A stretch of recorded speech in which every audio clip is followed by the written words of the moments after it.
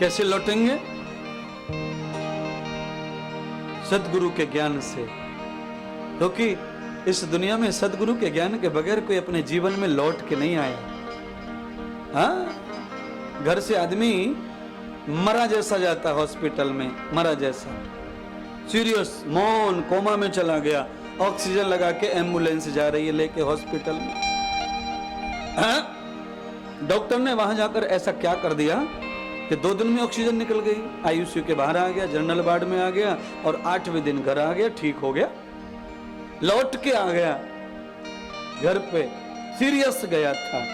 भाई ये इलाज है, यही है विज्ञान, यही डॉक्टरी है, और यही कथा करती है, यही सदगुरु करते हैं, जो ज्ञानी साधु है वही करते हैं। आप कितने सीरियस अपनी जिंदगी में, कितने दुखी हैं, फर्क उस बात का नहीं है, पर आप इस ऑपरेशन थिएटर में, इस पांडाल में, कथा के स्थान पर आकर, जो यहाँ आकर जो मेडिसिन, जो औषधि, जो उपचार, सदाचार, श्रवण, भक्ति, ज्ञान, वैराग्य के इंजेक्शन, औषधियां जो आप यहाँ ग्रहण करेंगे, उससे मुझे पूरा विश्वास है कि आप आईसीयू के बाहर आ जाएंगे, जनरल वार्ड में, और आप प्रसन्न होकर घर लौट जाएंगे। समहृदयम तत्व भागवतम। मैं आपको इसलिए नहीं कह रहा हूं कि आप रोज कथा सुनने आए, आप कल भले ही मत आना, कल और आएंगे बहुत सारे लोग, मुझे, मैं जानता हूं, मेरी कथा, मेरी वाणी, मेरे विश्वास मुझे मालूम है।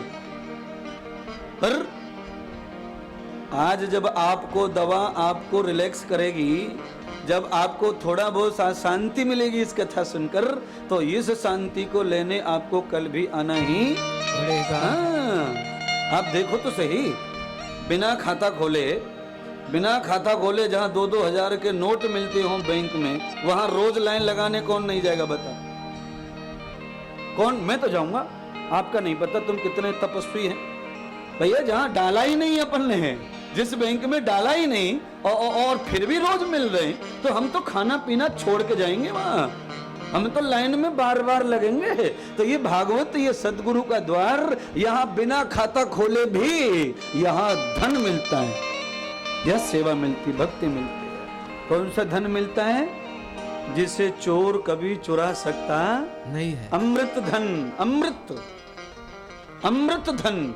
पैसा मृत धन है, पैसा मरता है, संपत्ति मरती है, सोना मरता है, चांदी मरती है, पर ये धन कभी मरता नहीं। अमृत धन है, हमारे साथ रहता है। हम चाहे बार बार जन्म लें, बार बार जन्म लें, कई बार शरीर छोड़ें, कई बार शरीर धारण करें, पर भैया ये भक्त नहीं मरेगी, ये भक्ति नहीं मरेगी, ये तप नहीं मरेगा, ये जीवित रहेगा। क्योंकि अमृत जो है, यथा भागवतम तथा अमृतम सुधा मेधम,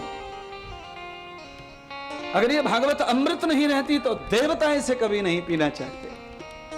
क्यों? देवता सुरा नहीं पीते, मदरा नहीं पीते, देवता अमृत का भोग करते हैं। और भैया देखो बहनों, आप लोगों के लिए कहना चाहता हूं, अगर ये भागवत आपको पीने में अच्छी लग रही है और आपका दिल कहता है कि हम कथा सुनेंगे, तो मैं गारंटी से कह सकता हूं कि भैया जिसके दिल में भागवत सुनने की भावना प्रकट हो चुकी है, वो देवता बनने के चांस में चले गया, उसकी प्रगति चालू हो गई। सुधाम अमृतम योगोक्षदा वेतम। जो भागवत रूपी अमृत को, सुधा को पीता है, उसके संसार रूपी क्षुधाएं मिटने लगती हैं। संसार रूपी क्षुधा माने दुख, क्षुधा माने दुख, क्लेश, उसके भस्म होने लगते हैं। कैसे? एक बार लकड़ी में आग लगा दो और धीरे धीरे वही आग पूरी लकड़ी को भस्म करती चली जाती है, लकड़ी का नामो निशान मिटा देती है आग। जैसे लग जाए आग और लकड़ी भस्म होती चली जाती है, वैसे ही ये भागवत अगर लग गई तुम्हारे जीवन में, तो तुम्हारे सारे दोष मिटाती चली जाएगी और तुम्हें सुंदर सी अमृत रक्षा बनाती चली जाएगी। अमृत रक्षा जिसे शिव जी बहुत पसंद करते हैं।